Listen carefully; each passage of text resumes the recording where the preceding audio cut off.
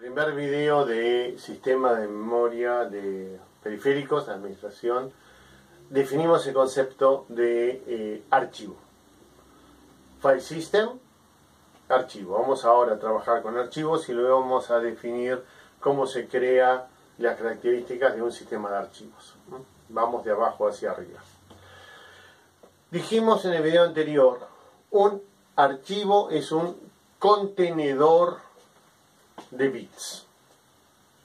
Nos quedamos ahí, con eso alcanza.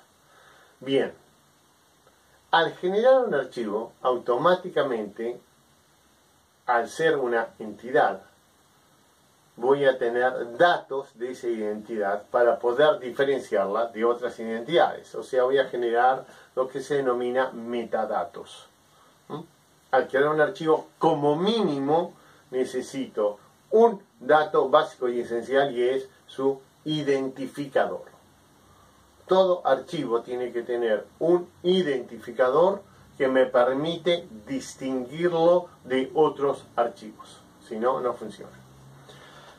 Esto es, por lo tanto, un dato del archivo, y esto lo decimos bajo la visión objetos, por ejemplo.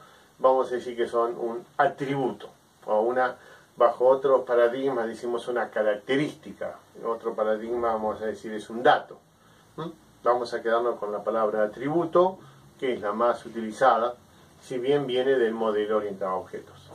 Entonces, ¿qué atributos tenemos de los archivos? Bueno, esencialmente, sí o sí, un ID. Puede ser un número hexadecimal y nada más. Los primeros archivos que eran grabados en unidades de cinta magnética, un archivo atrás de otro.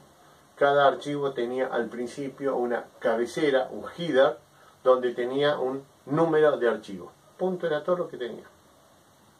Era todo lo que sabíamos de ese archivo, su característica. Al pasar a tenerlo sobre otro tipo de periféricos, típicamente los discos duros, pasamos a tener muchos más datos, que son metadatos, datos del archivo, o atributos del archivo. Por ejemplo, empezamos a ponerle un nombre. Ok, ¿el nombre no es el identificador del archivo? No. El nombre es cuando es legible por el ser humano. A ustedes debe haber pasado alguna vez en los sistemas operativos Windows, ver o en el antivirus, o en de pronto una dirección barra Windows 32, C, dos puntos, barra Windows 32, Windows 32, barra, y de pronto un montón de letras, números. Ese es el ID del archivo, pero no es legible por el ser humano. Entonces, otro atributo que comenzamos a ponerle a los archivos es un nombre.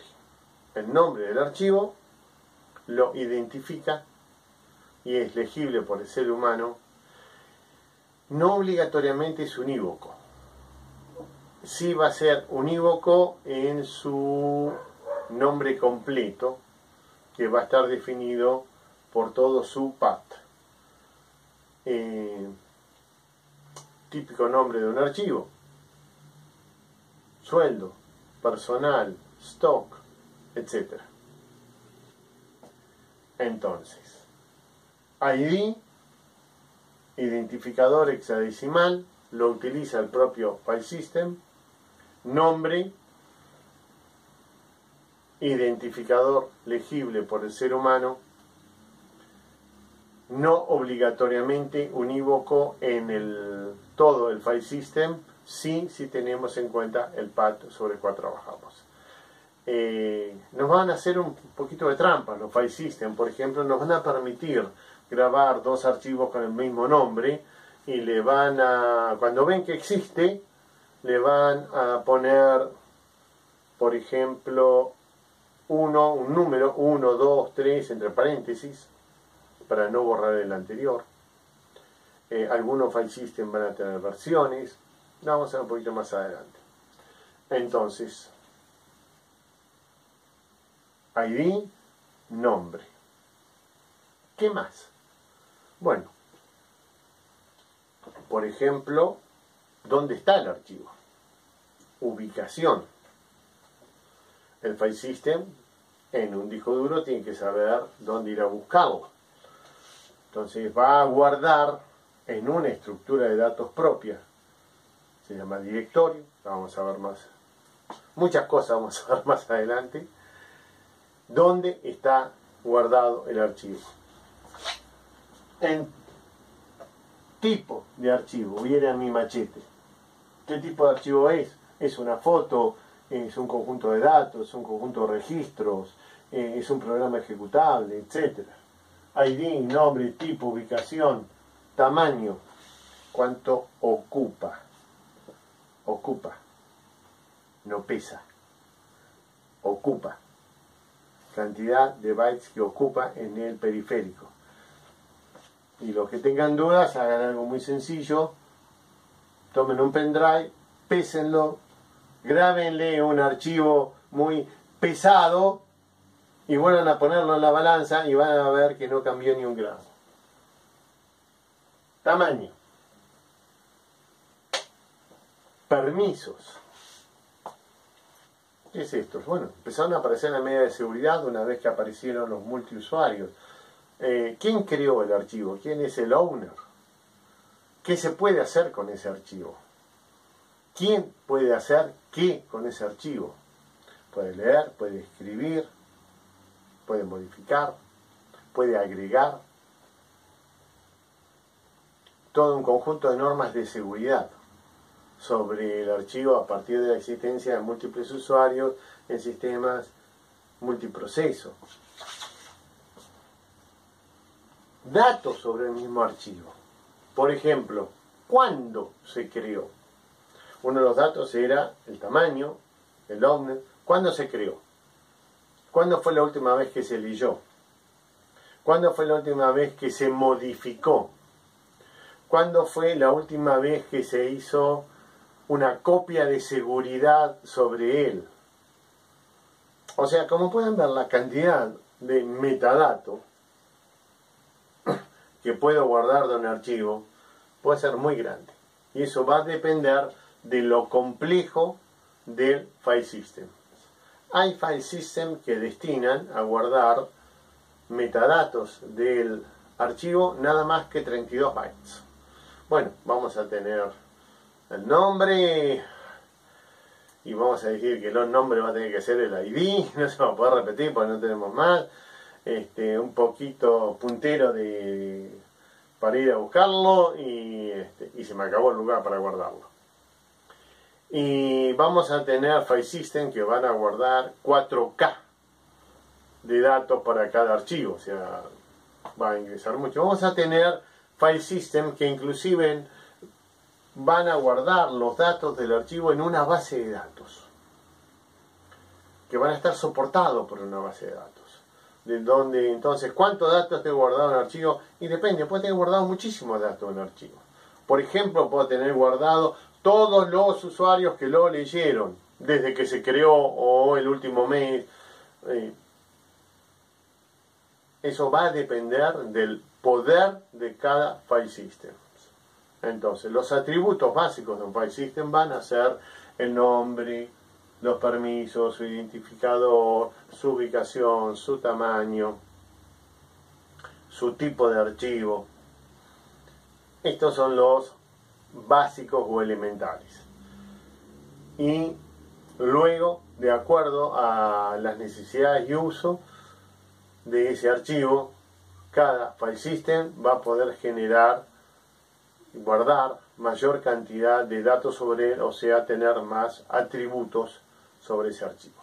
Entonces la lista puede ser muy grande. Vamos a dejar en los básicos nada más. Atributos. ¿Qué podemos hacer con los archivos? Operaciones sobre un archivo. Bueno, lo primero que tengo que poder hacer sobre un archivo, no las escribí, es crearlo. O sea, tiene que haber una system call al file system que se llame create file o algo así Windows es create files, en Linux es fork, o hay otra que se llama clone, son las system calls. Después vamos a explicar por qué los nombres son distintos en el mundo Unix. Entonces, lo primero que tengo que poder hacer con un archivo es crearlo. Bien, lo segundo que tengo que poder hacer con un archivo es poner contenido dentro de él, o sea, escribir.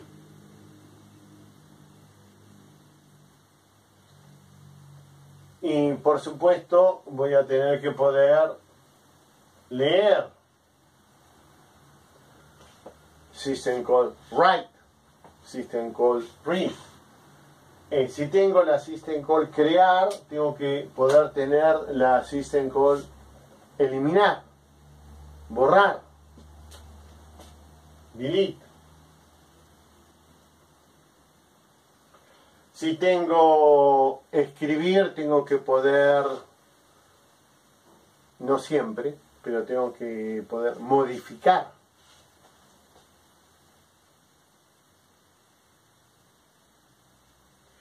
Cada una de estas operaciones son system calls al file system. Es el file system el que me va a brindar el poder de hacer todo este conjunto de cosas. Hay muchas más sobre las que yo puedo hacer. Por ejemplo, posicionarme, ubicarme en un lugar para los archivos de acceso directo. Vamos a desarrollarlo luego. Tengo que poder dividirlo, por ejemplo, split, dividir un archivo en varios archivos, porque me va a venir muy cómodo para poder hacer copias de seguridad. Unir, hacer un tag de varios archivos en uno solo, que me va a permitir más fácil hacer las copias de seguridad. Escribir al final del archivo, append. O sea, la cantidad de operaciones que puedo hacer con un archivo es muy grande. Yo mencioné las más básicas.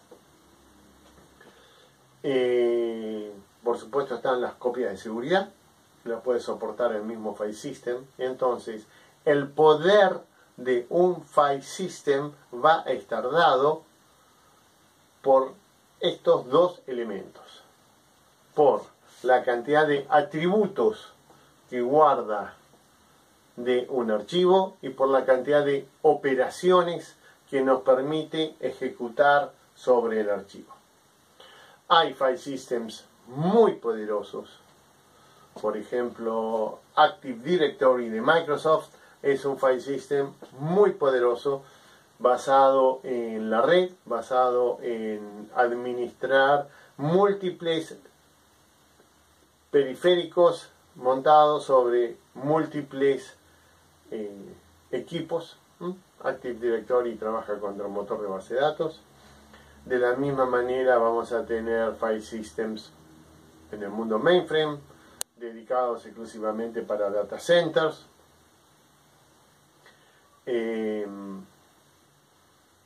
Y vamos a tener file systems muy sencillos, que son los que vamos a utilizar, por ejemplo, en un CD de música.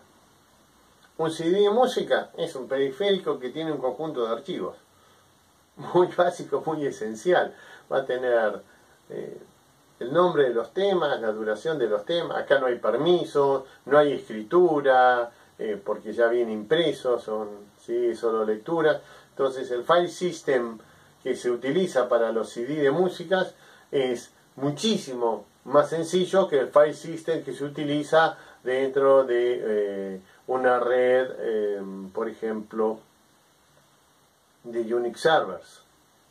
Así que las familias que tenemos acá son de nuevo muy amplias, y en la materia hacemos menciones a los elementos más básicos o generales, el conjunto de atributos y el conjunto de operaciones que hacemos sobre los archivos. Vamos vamos a seguir avanzando sobre este tema en el próximo video.